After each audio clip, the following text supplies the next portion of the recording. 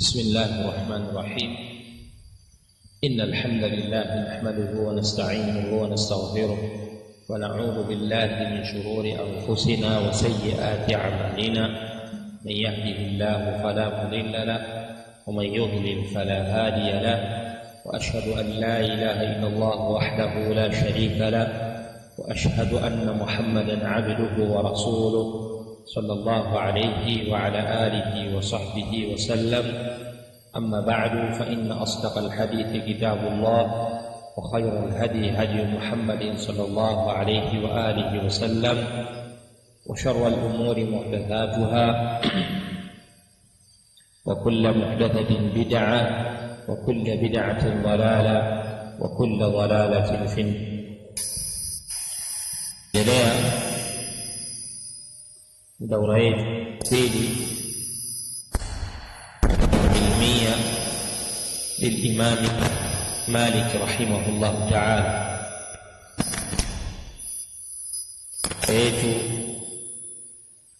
يا منظومة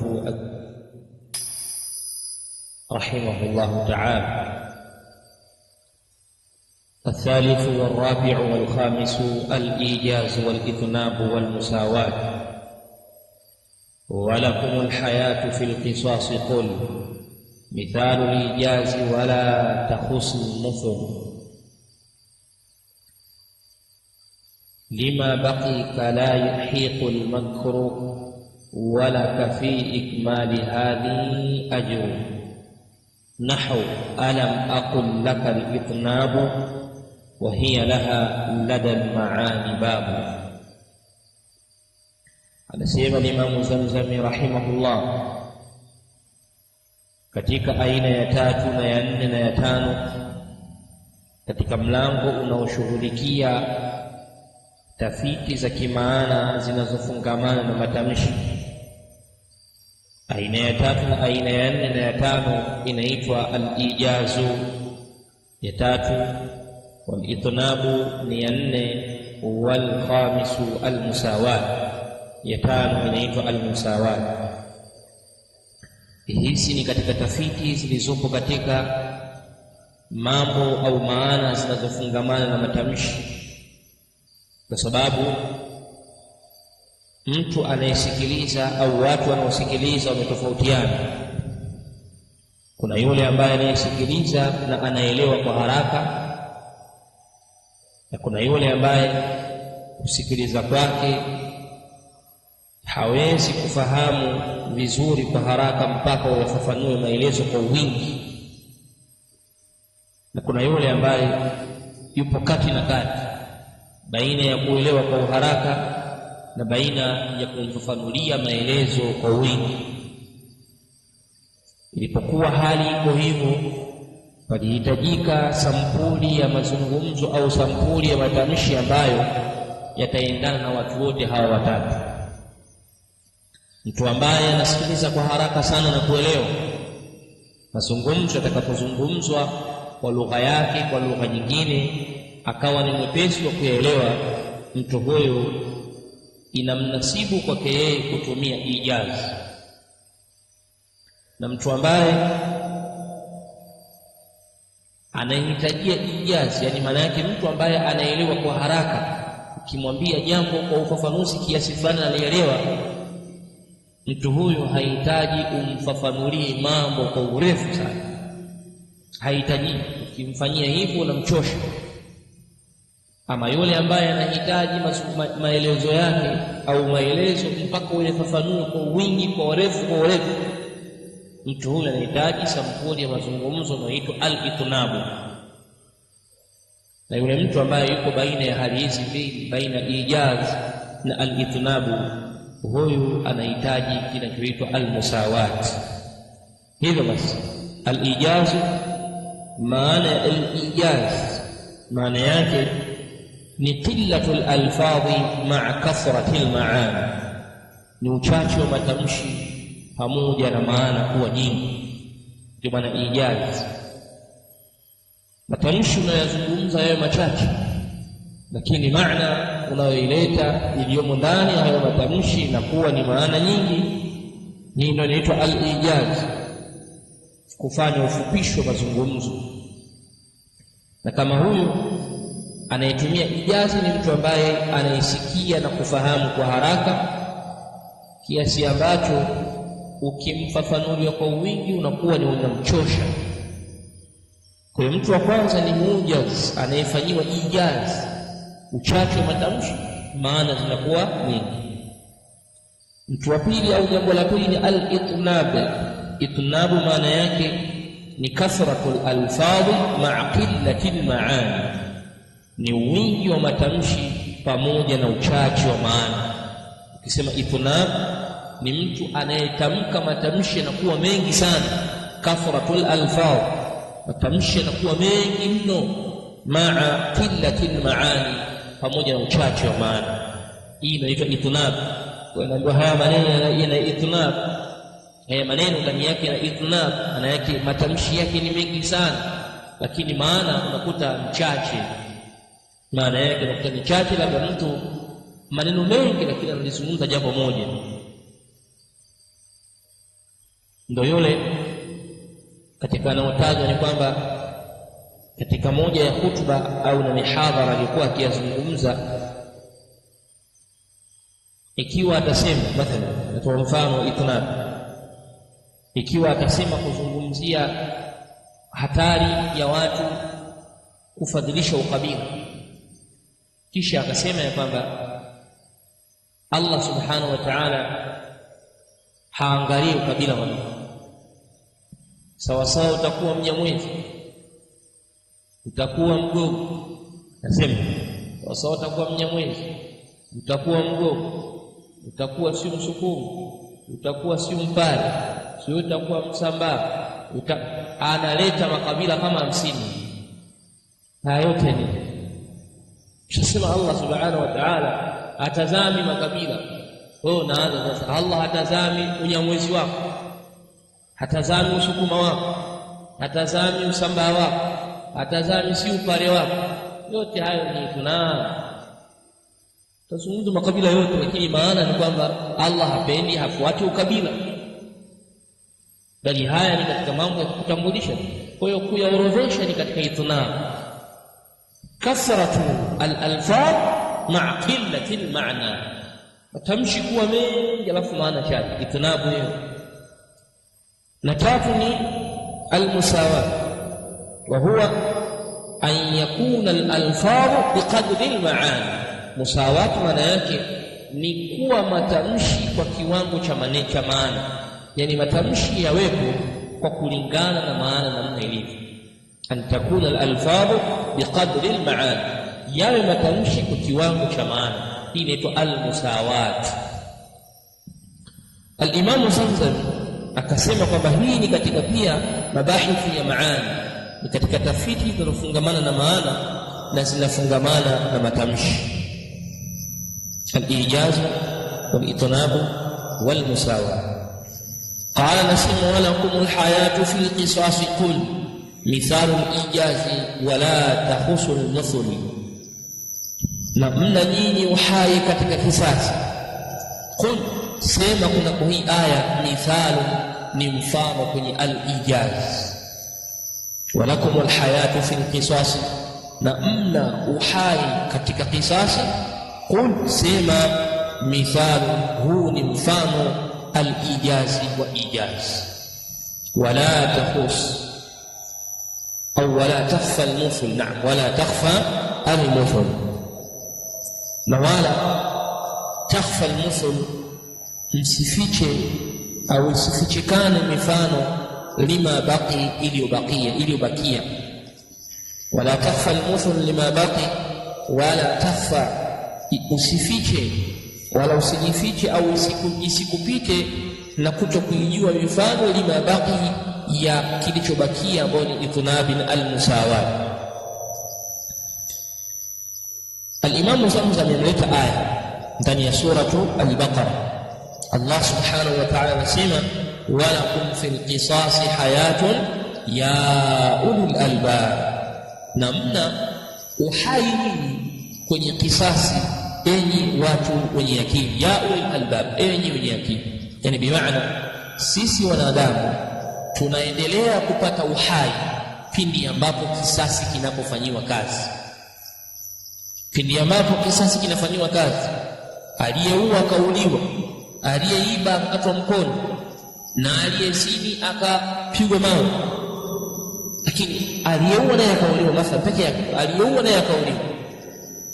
Aliyefanya jambazi kwa kuwatoboa watu macho naye akalipizwa kisasi hivyo hivyo. Wal aina bil aini wal anfa bil anfi wal udhna bil udhni wal juruha qisas. Kikalipwa, ukatobolewa nayo macho yako kama hivyo hivyo uliwatoboa wenzako, ukakatwa masikio kama ulivyowakata wenzako masikio, katwa pua kama ulivyowakata wenzako mapua. Mfano huo basi, watu wengine sasa waliokuwa na tabia ya kuua na kukata watu masikio au kuwatoboa macho au kufanya chochote katika uovu, wakiona vile na wanaogopa, wanaona tusije tukaingia na sisi tukikamatwa tutauliwa.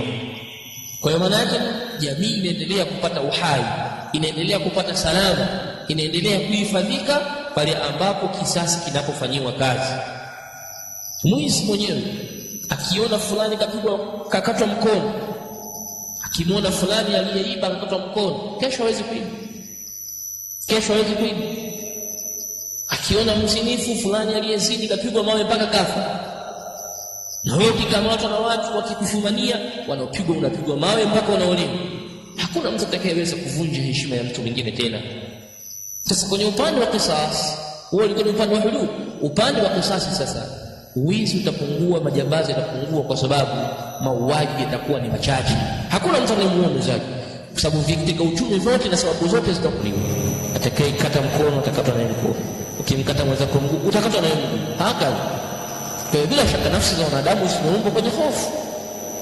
Kwa mtu ataogopa tu, kama nikiingia huku na mimi nitafanywa hivi. Sasa ikiwa hali iko hivyo, wala kumfil qisasi hayati, nani mna kwenye kisasi uhai, maisha yatakuwa mazuri mnayapata, ya ulil albab, enyi watu wenye akili. Sasa maneno haya ukiyachunguza, lafdhu hamoja, matamshi machache sana, wala kumfil qisasi hayati, na mna nyinyi uhai kwenye kisasi. Maneno mujazo qat'i, ni mafupi kabisa, lakini watu'ti almaani alazim, yanatoa maana kubwa sana. Maana zake ni pana, kwa sababu ukifungua huo mlango wa kwamba uhai wa watu unapatikana kwenye kisasi, uhai wa watu unapatikana kwenye kisasi, utaona ufafanuzi ni pana na maana yake ni pana. Kwa hiyo maneno machache, lakini maana ni kubwa. Kwa hiyo inaitwa ni al-ijaz. Wala takfa al-mufrad, na wala isikupite na ikakufichikana kwako wewe mifano iliyobakia katika aina mbili zilizotajwa, mbili zilizobakia, al-ithnab wal musawat. Qala lima baqi ka la yahiqu al-makruh. Mfano mwingine wa al-ithnab, la yahiqu al-makruh, hii ni aya ndani ya Qur'an. Allah subhanahu wa ta'ala ameitaja, hii ni aya inayofungamana, kasema aya hii inazungumzia al-musawat. Aya hii ni al-musawat. Wala yahiqu al-makru as-sayyi illa bi ahlihi, na hakistahiki kitimbi cha uovu, vitimbi vya uovu havistahiki isipokuwa kwa walivyovifanya, navyo vitimbi hivyo viwarudie wao wenyewe. Wala yahiqu al-makru as-sayyi illa bi ahli, hawastahiki vitimbi vya uovu haviwastahiki isipokuwa waliovipanga na kuvifanya. Kwa wewe uliyefanya kitimbi, uliyefanya hila, jua ya kwamba hiyo hila unastahiki mwenyewe hiyo hila ikurejee wewe. Na mifano iko mingi sana ambayo wanawachuoni watoa mfano na vikasasi mbalimbali. Ala kulli hal, tamshi hili wala yahiqu al-makru sayyi illa bi ahli, neno hili lafdhu fa inna al-lafdha bi miqdari asliha, tamshi hili linaendana na kiwango cha asili ya maana. Wala yahiqu al-makru sayyi illa bi ahli, kimeendana, haya matamshi yameendana na kiwango cha asili ya maana. Matamshi haya yameendana na kiwango cha asili ya maana, hakuna mapungufu ndani yake, kwani vitimbi ambavyo mtu kavifanya haviwi isipokuwa kwa mtu mwenyewe aliyevipanga hivyo vitimbi au anastahili. Kwa hiyo maneno nayo yanakwenda sawa sawa kwamba aliyeweka kitimbi, aliyefanya hila, aliyemfanyia mwenzake fitna, aliyemfanyia mwenzake shari, ile shari kamrejea mwenyewe na inastahili kumrejea mwenyewe. Kwa hiyo unaona kiwango cha matamshi kimeendana sawa sawa na maana, kwa maana ya kwamba wewe uliyefanya baya likurejee wewe mwenyewe baya, uliyefanya vitimbi likurejee mwenyewe vitimbi.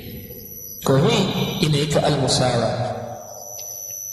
Na akasema wala fi ikmali hadhi ajr, na nawe katika kuikamilisha hii aya kwenye kuisoma una ujira.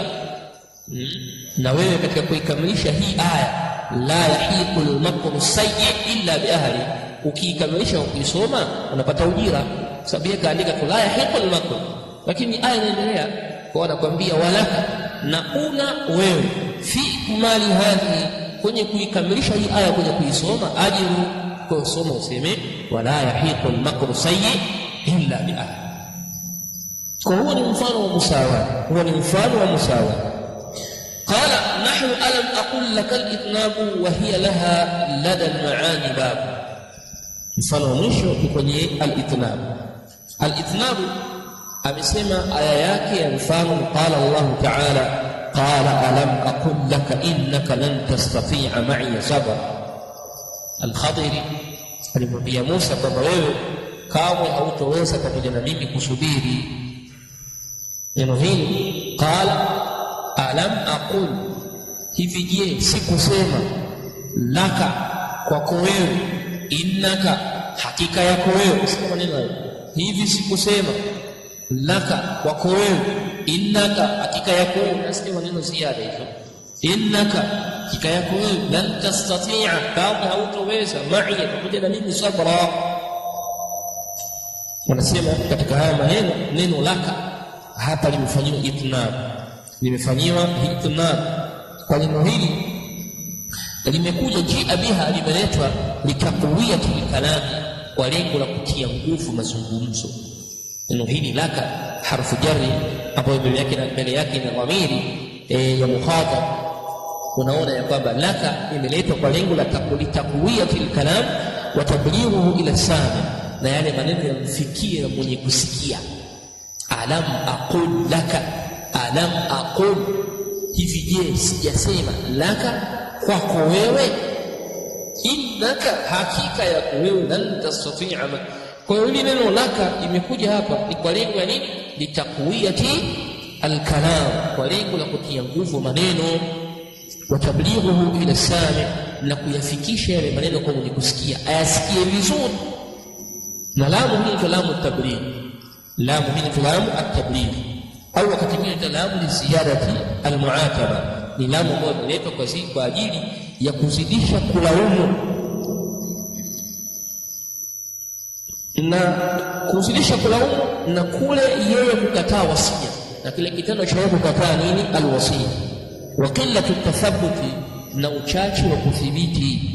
Kwa hiyo Allah alimwambia Khadir, kumwambia Musa, alam aqul laka innaka lan tastati'a ma'i sabra. Hii ilikuwa ndani yake itnab.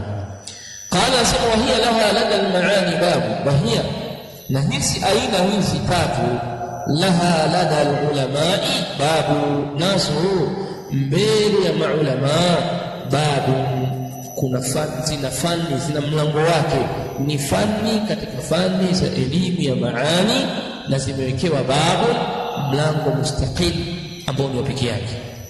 Wahia, na hizi aina tatu, almusawat walijaz walitnab, lada laha, zina hizi aina tatu lada mbele wanawazuoni wa fani ya ilmu almaani, babu zina mlango uliotengwa peke yake unaozungumzia mlango al-itnab na mlango wa al-ijaz.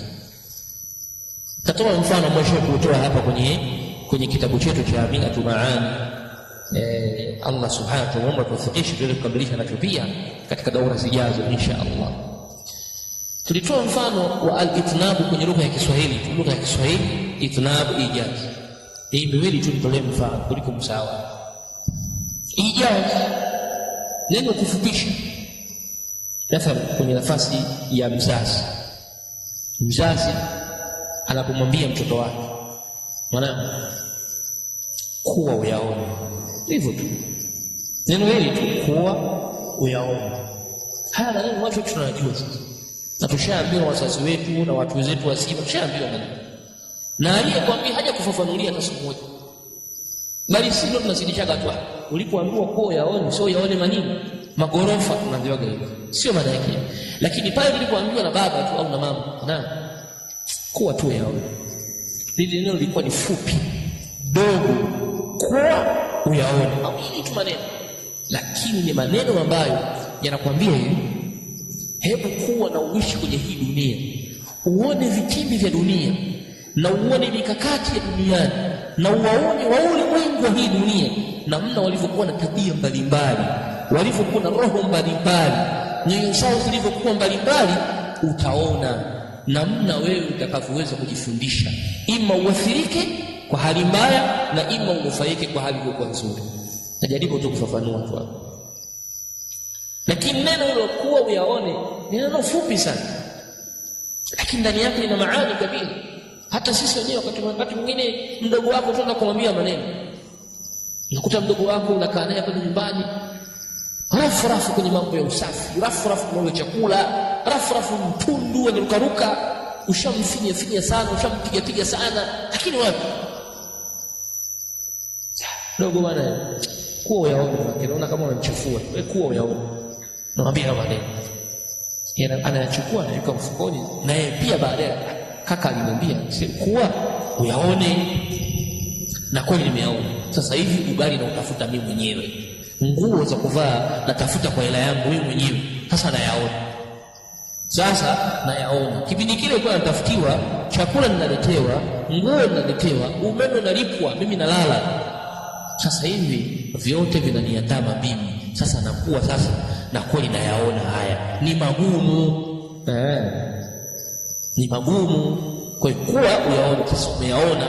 Sasa ile ibara ile kuwa uyaone ni kalimatu mujas, ni neno fupi sana, lakini limebeba maana kubwa ya maisha ya mwanadamu. Sasa kwenye lugha ya Kiarabu inaitwa nini? Kwenye maana inaitwa nini? Al-ijaz. Innamal a'malu binniyat, ijaz. Wa innama likulli imri'in ma nawa, ijaz. Maana pana hivi.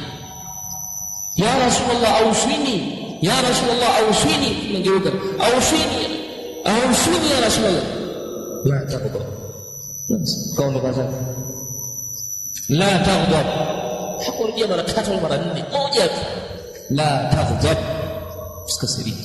Afu mtume kamaliza. Sasa utakao tafsiri la taghdab, usikasirike. Hili neno lina maana gani? Neno ni pana katika urefu wake.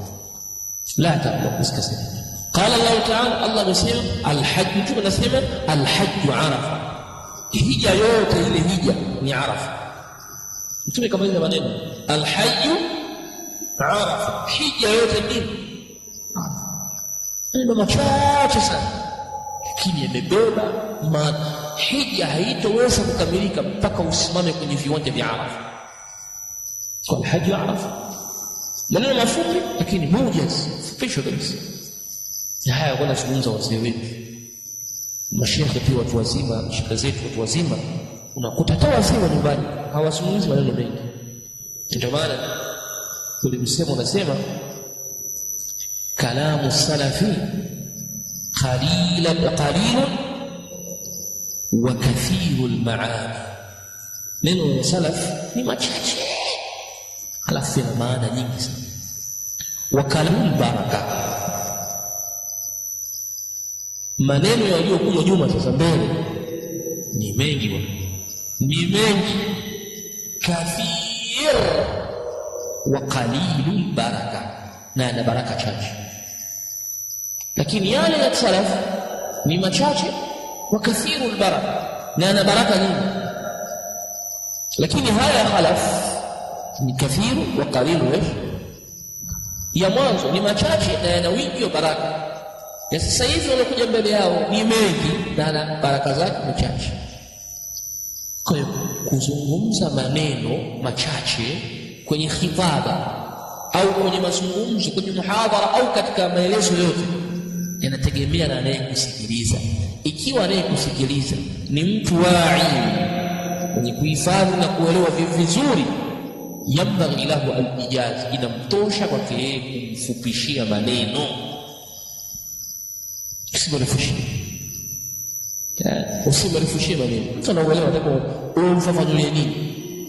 Yani mtu anajua kwamba hii ni nyumba, unaanza kumwambia nyumba bwana, nyumba ina madirisha, nyumba lazima iwe na madirisha na milango.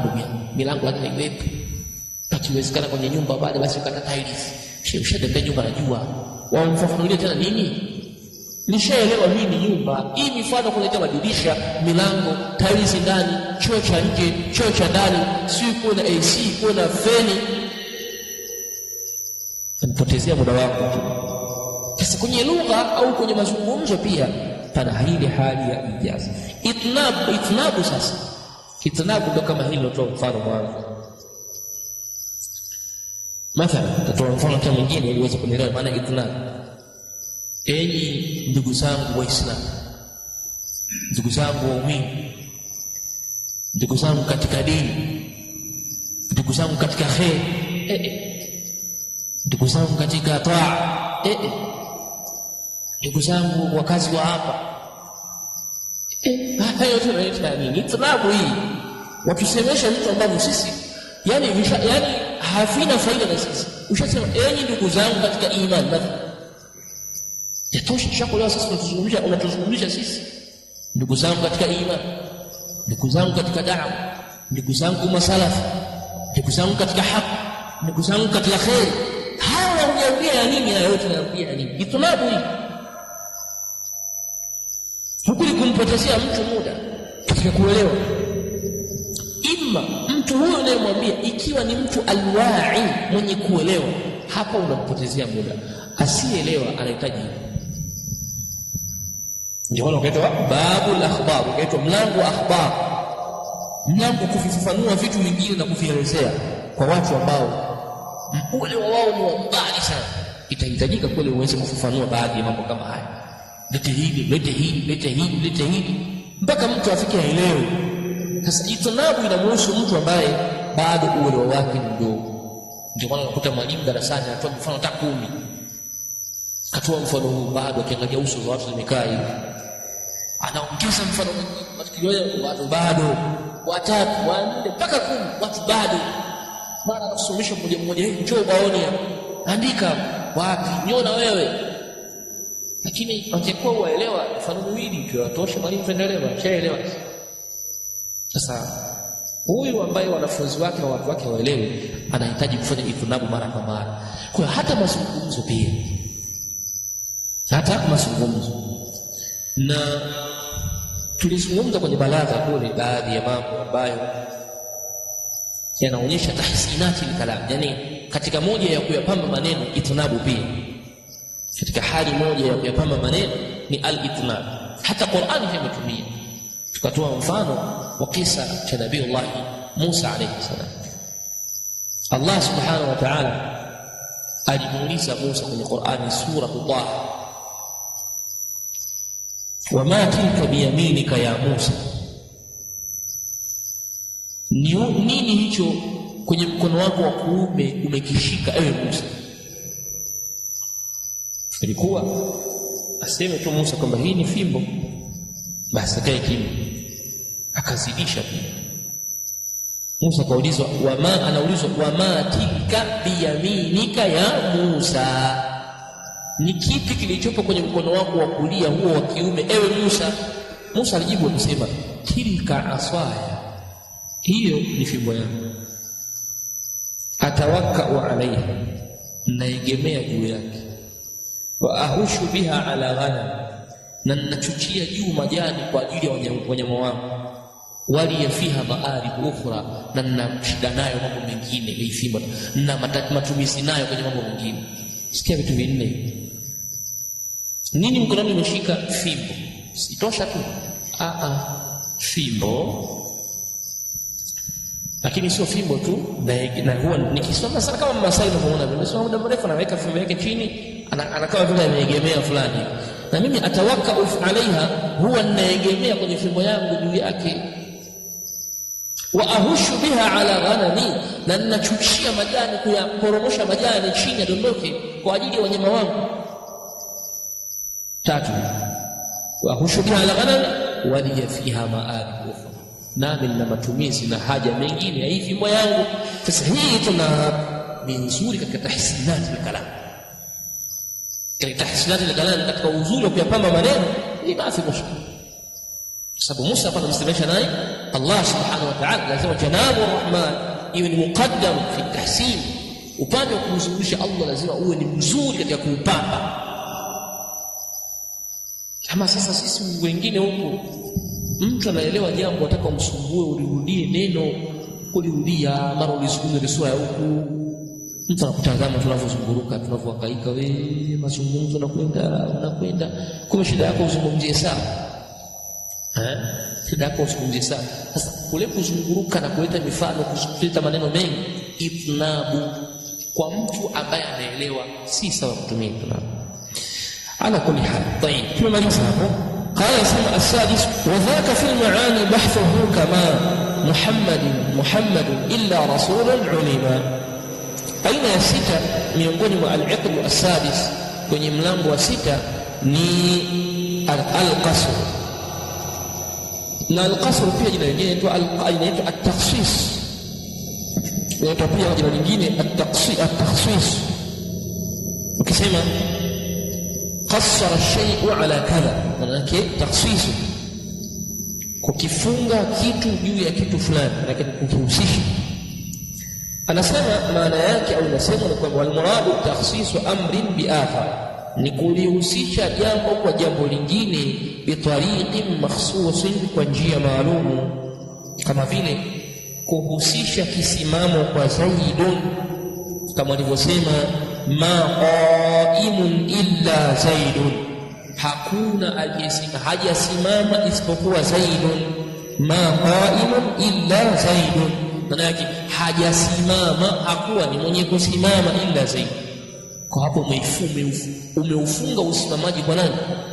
Kwa Zaid pekee. Ma qaimun illa Zaid, hakuwa ni mwenye kusimama isipokuwa ni Zaid. Na al-Imam az-Zamzami ameeleza kwamba tafiti na vigawanyo vya hii al-qasr ni vingi, lakini ikatolea tu mfano jambo moja. Qala sema wa dhaka fi al-ma'ani bahthuhu kama, wa dhaka, na hiyo al-qasr huko fil maani, kwenye elimu ya maani, bahthuhu, tafiti yake iko huko, na kwa vigawanyo vya al-qasr viko huko, ufafanuzi wake kuifahamua vizuri ipo huko, bahthuhu ipo huko, wa dhaka.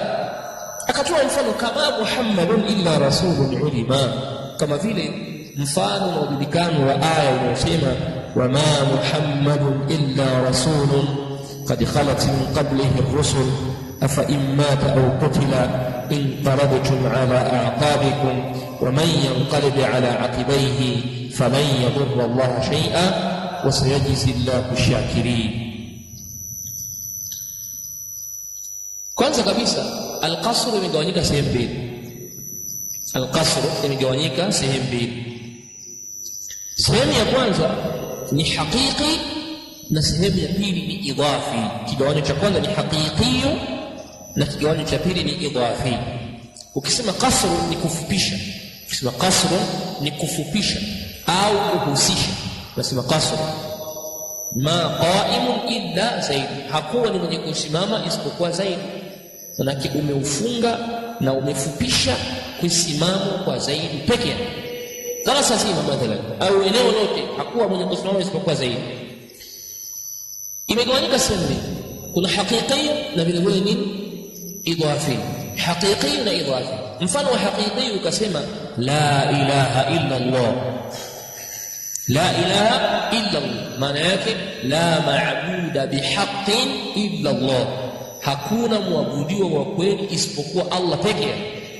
Kwa hiyo hapa umefupisha, umefunga, umebana kiuhalisia kabisa, alladhi yastahiqu bil ibadati huwa Allah wahdahu, anayestahili kuabudiwa kwa haki ni Allah peke yake. Kwa hiyo la ilaha illa Allah ni al-qasr al-haq, na hakuwa Muhammad isipokuwa ni mtume tu, na hakuwa Muhammad isipokuwa ni mtume. Maana yake ni kwenye hii aya, haya maneno tu manne, 1 2 3 4 5, haya maneno haya amefungwa Muhammad sallallahu alaihi wasallam kwenye risala tu, kwamba yeye ni mjumbe mwenye kuleta ujumbe. Kwa hiyo hii inaitwa qasru idafa, ameegemezewa mtume alaihi salatu wasalam jambo la risala peke yake, yani yeye hakuwa isipokuwa ni mtume tu, pamoja na kwamba mtume sallallahu alaihi wasallam ana sifa mbalimbali ambazo hazijatamkwa hapa, lakini kazitamka mbele. Lakini muda wa kuwa mtume sallallahu alaihi wasallam kwenye aya wa Muhammad ila rasul amebaniwa, ametajwa kwenye aya kwa sifa ya ujumbe tu pekee yake. Lakini ziko sifa nyingine ambazo zipo, kama vile huko mbele ukiangalia, miongoni mwa sifa ya mtume kwamba ni bashara, atakufa. Yeye mtume lazima afe katika sifa yake. Ndio maana aya inasema afa imata au kutila, ikiwa atakufa au atauliwa. Kwa hiyo mtume sallallahu alaihi wasallam la yukhlad, haishi milele hapa, haweki milele. Yeye ni maiti, atakufa tu, innaka mayitun wa innahum mayitun. Lakini kwenye hii wa ma Muhammad illa rasul imefungwa tu na kuegemezewa kwamba haikuwa sifa ya Muhammad isipokuwa nini? Ujumbe tu na utume. Kwa hiyo maana yake kuwa yeye ni mtume haimaanishi kwamba yeye ataishi milele. Hapana, hataishi milele. Hapana. Ndio mfano mwingine usemi wa Kiarabu, mashairu illa Hasan, hakuwa mshairi isipokuwa Hasan, hakuwa mshairi isipokuwa Hasan. Yani maneno haya, hakuwa mshairi, yani hakuna mshairi kama Hasan bwana, hakuna. Maana yake umeifunga fani ya ushairi kwa utaratibu wake na uzuri wake, kwamba hakuna aliyeweza kumfikia bwana nani? Hasan. Lakini wakati huo unakubali kwamba Hasan inawezekana ni mwandishi, Hasan ni fundi cherehani, Hasan ni fundi seremala, Hasan ni fundi kadha, ni mtaalamu wa kadha wa kadha, lakini bwana kwa ushairi amekuwa na sifa ya kipekee iliyowashinda mashuara wengine wote. Kwa hiyo unaposema mashairu illa Hasan, hakuwa shairi isipokuwa Hasan, hii inaitwa qasrul idafi aidha, kwa sababu pia wako mashairi mengine, lakini umefungwa ushairi kwa Hasan peke yake, kwa sababu ya yeye ametafawwaq, amekuwa juu ya wengine katika utaalamu au kwenye huu mlango wa ushairi. Kwa hiyo inaitwa qasr, inaitwa qasr. Au mathalan wewe umekuja msikitini au umeenda sehemu ambapo wanafanya donation ya ujenzi mathalan wa msikiti, au wanafanya donation ya ujenzi wa madrasa, chochote kile katika jambo la kheri, ukasikia yale maneno ya pale kushawishi na kuvutia, ukasema na mfukoni ukawa umeshatoka na shilingi 500 au 5000, sema hivi nitatoa chochote katika hili. Lakini wakati huu mwingine uko na hela zingine unazo, ukasema sina zaidi ya 5000, sina zaidi ya 1500. Ukasimama na sina zaidi ya 1500. Haya maneno maana yake kwamba huna katika pesa uliyoiandaa kuitoa zaidi ya shilingi 1500. Hii ndio pesa umeandaa kwa ajili ya kuitoa, na haina maana haya maneno kwamba hauna pesa zingine. Kali pesa zingine unazo, lakini zina utaratibu mwingine umekusudia kufanya. Kwa hiyo umefunga shilingi 1500 kwenye kutolewa tu, umeihusisha shilingi 1500 kwenye kutoa tu, zingine haziko kwenye huo utaratibu. Sasa usemi wa namna hii unaitwa qasr, unaitwa qasr. Na ndio mfano pia katika zile anwaa za qasr, al-hasr ni kusema innamal a'malu binniyat, hakika si mengine, matendo yote yamethibitiwa kwa nia. Matendo yote yamefungwa, yamedhibitiwa kwa nia, huzingatiwa kwa nia. tendo lote limefungwa kwenye nini, lolote limefungwa kwenye nini. Akamaliza akasema al-khatima ni hitimisho, na mlango tuliomaliza ndio ulikuwa mlango wa 6 hapa, yani hiyo al-aqd as-sadis al-awwal wa thani. Alafu tumaliza al-qasr, ambayo al-qasr ilikuwa babu sadis. Narudia tena, kitabu chetu cha Imam Zamzam amekigawa kwenye uqud 6, milango 6, na kila mlango ameuwekea anwa, aina. Kwa mlango wa kwanza una aina kama 14, mlango wa pili aina 6, aina 3, mlango wa 3 na aina 9, mlango wa 4 na aina 7, mlango wa 5 na aina. Mlango wa 6 na wa mwisho una milango 6 ndani yake. Ule mlango wa 6 unaitwa babu al-qasr, ndio babu al-qasr, ndio huo tumeumaliza. Kwa maana yake mpaka hapo tukisema tunakuwa tumemaliza milango yote 6, yote imeisha.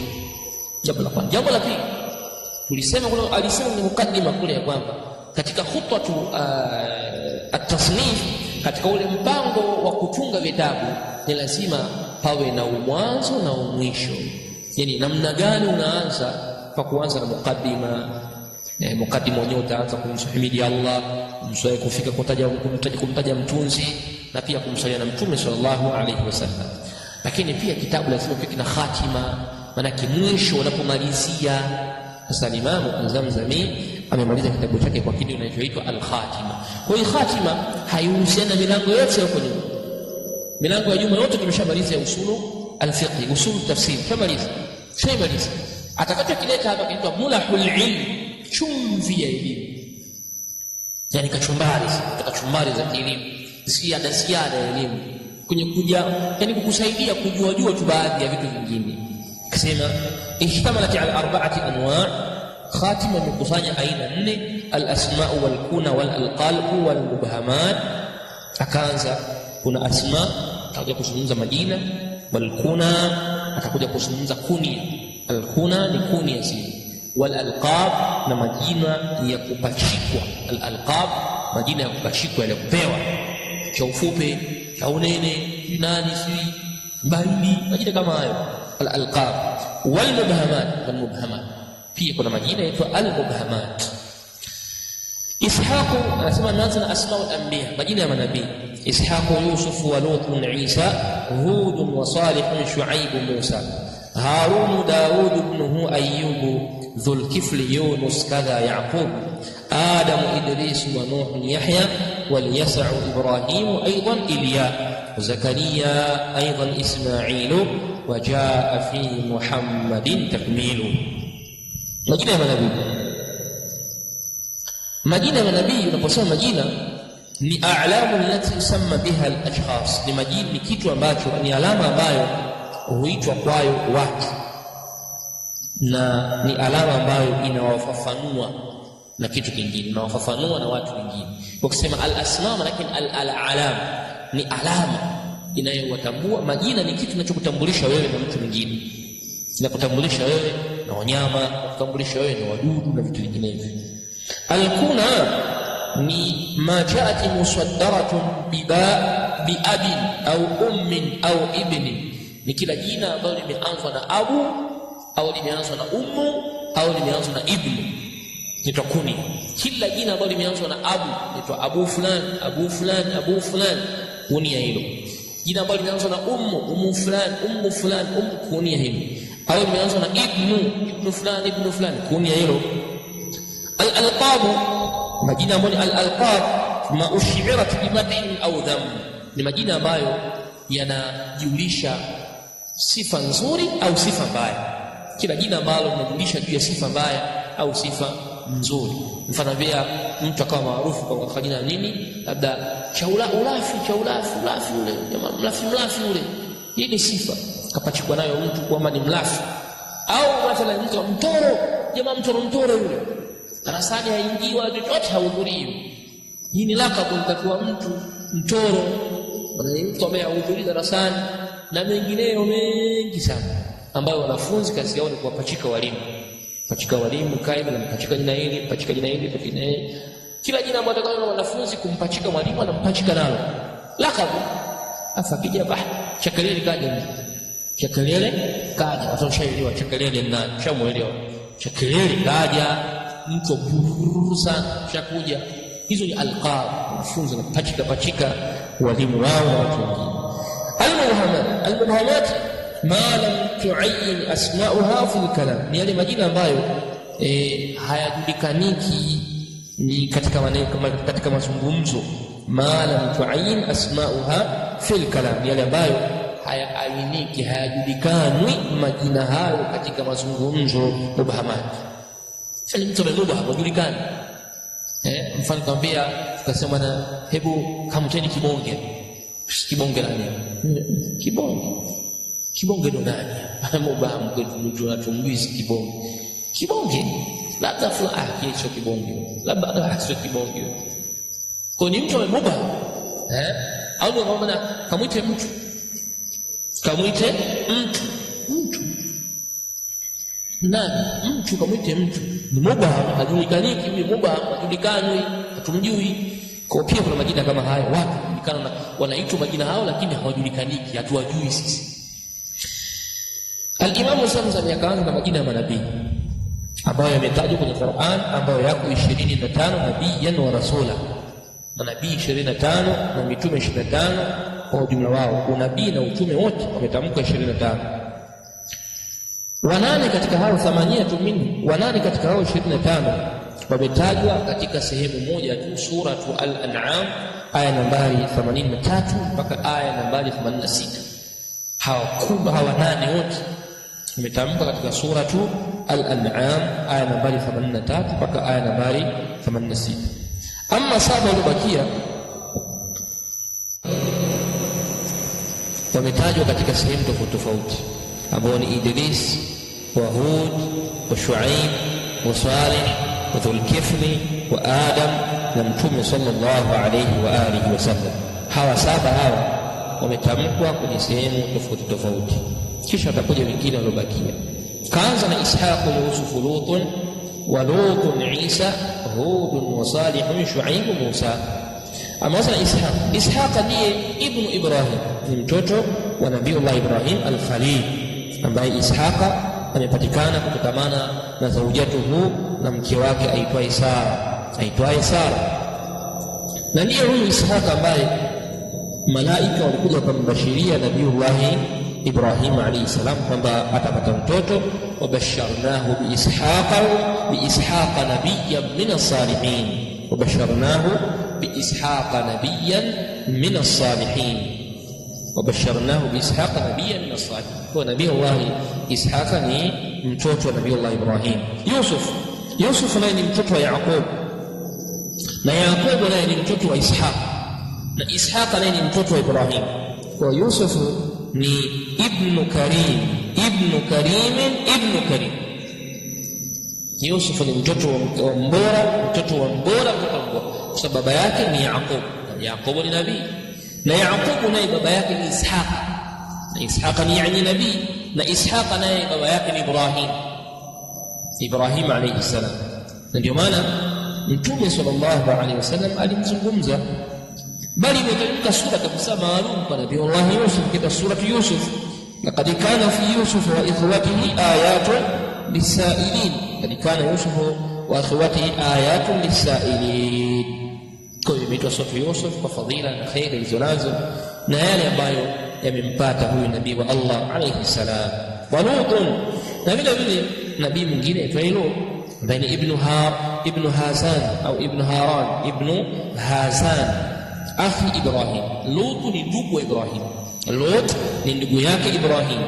Allah subhanahu wa ta'ala alimtuma Nabiiullah Lut kwa watu, akaenda kawalingania kwenye ibada ya kumwabudu Allah subhanahu wa ta'ala, na akawa anawakataza wasiingie kwenye fawahish, kwenye uchafu.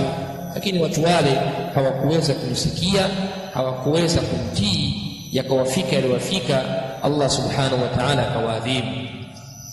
Lakini vile vile Isa anayefuata ni Isa bin Maryam, Isa mwana wa Maryam, ambaye ni nabii katika anbiya Allah wa Allah subhanahu wa ta'ala, ambaye naye pia alikuja kwa wana wa Israeli kulingania na akawa ni mwenye kumbashiria mtume wetu sallallahu alaihi wasallam, na Allah akampa miujiza mbalimbali kama vile katika miujiza aliyopewa Nabii Isa ni kufufua mtu aliyekufa, wayubribu al-akmaha wal-abrasa wa yuhyi al-mauta biidhnillah, anahuisha mtu aliyekufa. Mtu kafa, Nabii Isa akamwambia simama kwa idhini ya Allah, mtu anatoka kaburini asimama. Katika miujiza alikuwa Nabii Isa na mingineyo katika miujiza kama vile watu wenye mbaranga, wenye maradhi mbalimbali, vipele mwilini, vichwani humu, Nabii Isa alikuwa akiwashika tu, ala kulli hali mtu anapona, na mingineyo katika miujiza. Na Isa mwana wa Maryam kama tunavyofahamu kwamba wama salabuhu wama qataluhu wama salabuhu, inasemekana kwamba Nabii Isa Allah subhanahu wa ta'ala, jamii inasema kwamba Isa alisulubiwa. Manasara wote wanathibitisha kwamba Isa mwana wa Maryam alisulubiwa, na kusulubiwa kwake katika msalaba ni ishara ya kwamba yeye amekubali kubeba madhambi ya watu, aumie yeye, kwa damu yake ilimwagika kwa ajili ya watu wake. Kwa hiyo leo hii damu imemwagika kwa ajili ya Isa, bado watu wanaipambania kuirudisha na kupambana mpaka tone la mwisho. Lakini hadi kulluha turahat, na sio sawa, kwa sababu Nabii Isa Allah subhanahu wa ta'ala barrafa'ahu ilayhi, Allah subhanahu alimnyanyua na kumpeleka kwake. Wama qataluhu wama salabuhu walakin shubbiha lahu, hawakuweza kumuua wala hawakuweza kumsulubu wala hawakuweza kumfanya chochote, bali Allah subhanahu wa ta'ala alimtoa Nabii Isa akamleta mtu aliyefanana na Isa, na wao pia wakaisi ni Isa. Lakini katika Injili unapolisoma hili agano linalozungumzia Isa mwana wa Maryam kwamba alifananishwa, kisoma kwenye Injili, nina Injili nyumbani kwangu jamani, ninayo Biblia nayo, katika hilo eneo moja wakizungumzia kupaishwa na kubadilishiwa Isa, kuna maneno katika Injili yanayoashiria kwamba kuna mtu katika watu aliona kwamba huyu sio Isa tunayemsulubu. Yani baada ya kupotea ile mazingira yale, kuna mtu katika watu aliona mbona huyu mmoja kama si yeye. Lakini kwa sababu ni Manasara ambao Allah subhanahu wa ta'ala ghairi maghdubi alayhim wala dhalin, hao kasia kile maandishi hapo kwenye Biblia. Allah subhanahu alipombadilisha akamleta mwingine mwenye sura nyingine pale pale, mmoja katika wale akashtuka kama si yeye, ndio bwana kwani huyu ndiye bwana huyu. Lakini kwa kuwa gorogoto lote la watu ni kumkamata na kwenda kumsulubu, wakasoa wakampeleka na kumsulubu. Aliyesulubiwa sio Isa mwana wa Maryam. Isa mwana wa Maryam hajasulubiwa.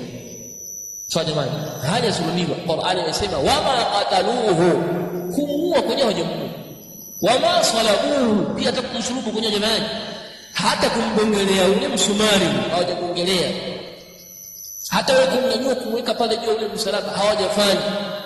Walakin shubbiha lahu, lakini walifananishiwa kwa wao mtu mwingine kabisa, sababu ni watu wasiokuwa na maarifa na nini, hawakuweza kujua, na Allah ndio alikadiria hivi.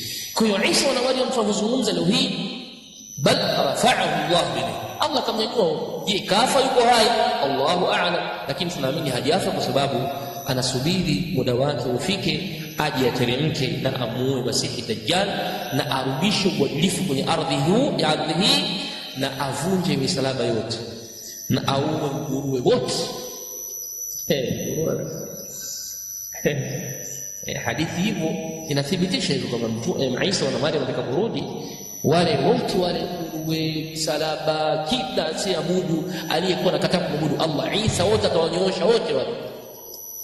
Atarudi kwenye hadithi anasema atakuwa ni hakaman adla, atakuwa ni hakimu mwadilifu, na hatakuja kuleta sheria mpya, atakuja na sheria ya mtume ile aliyoikuta atakawakuta watu kipindi hicho wanaifanyia kazi ile sheria ya Mtume sallam, naye ataifanyia hiyo hiyo, hatakuja na amri nyingine, hatakuja na amri nyingine. Kwa hiyo hapa ndio panapatikana yale maneno kusema, je, Abu Bakar ni bora kuliko Isa? Kwa sababu kauli inasema mtu bora baada ya Muhammad sallallahu alaihi wasallam nani? Abu Bakar Siddiq. Na hicho kipindi atakapokuja Isa baada ya Abubakar atakuwa ni mbora tu. Baada ya Abubakar ataendelea kuwa ni mbora. Kwa hiyo mtu bora baada ya Muhammad ni Isa na Maryam, kisha Abubakar Siddiq. Hapa nasema hivi. Ala kulli hal, Isa na Maryam atakuja na atamuondosha Masihi Dajjal. Baada ya Masihi Dajjal kumuona Isa na Maryam sayadhube, akiwa na mtu mmoja hivi. Na mtu mwingine ni Hud alayhi salam. Atadharu min shay'in atat alayhi illa ja'alathu karramin. Na hawa watu wa Adi walikuwa ni Waarabu ambao walikuwa wanaishi kwenye Ahqaf. Wanaishi kwenye maeneo hayo Ahqaf ambayo ilikuwa ni kusini mwa kisiwa cha Kiarabu, kusini mwa jaziratu al-Arab. Kwa watu hawa walitumua ndugu yao ambaye alikuwa ni Hudi, wakawalingania kwenye ya qaumi ibudullah ma lakum min ilahin ghayru, kiambiwa waabudu Allah subhanahu wa ta'ala, hawana mola mwingine zaidi ya Allah subhanahu. Lakini fakafaru, kufuru, wakadhabu, wakampinga Nabiullahi Hudi, wakapinga da'wa yake, wakapinga haki yake. Basi Allah subhanahu wa ta'ala kama kawaida yake ilikuwa miaka hiyo au kipindi hicho, anayefanya makosa hapewi muda kama sasa hivi. Sasa hivi tunafanya makosa na tunapewa muda, bali watu wanaendelea katika uovu, tofauti na zamani.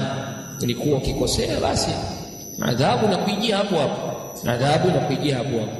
Lakini leo hii watu wanastarehe katika maovu na wamesahau kabisa kwamba wakati wote tu Allah subhanahu anaweza kuteremsha adhabu.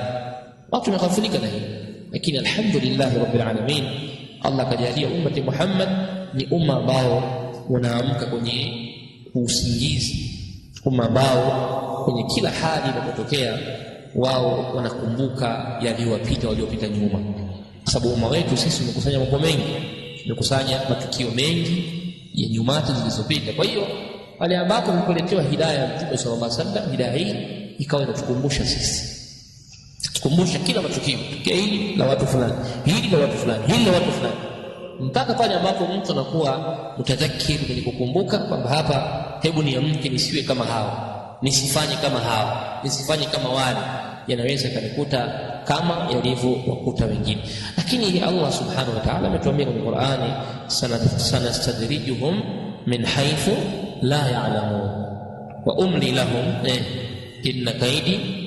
Kwa hiyo tunatoa muda, umli lahum, tunawacheleweshia. Ndio maana Allah akasema katika hadithi ya Mtume sallallahu alaihi wasallam, Abu Hurairah fi sahihain, inna Allah la yumli lidh-dhalim, kika Allah humpa muda mtu dhalim. Fanya dhulumu, madhulumu watu, uchukua vya watu, uchukua tu. Inna Allah la yumli lidh-dhalim, kika Allah humpa muda mtu dhalim. Endelea kufanya uchafu, endelea dhulumu huyu, dhulumu yule, dhulumu huyu, dhulumu, kisha fa idha akhadhathu lam yuflithu, Allah kifika sasa nataka nikuadhibu, hamwachi hata chembe.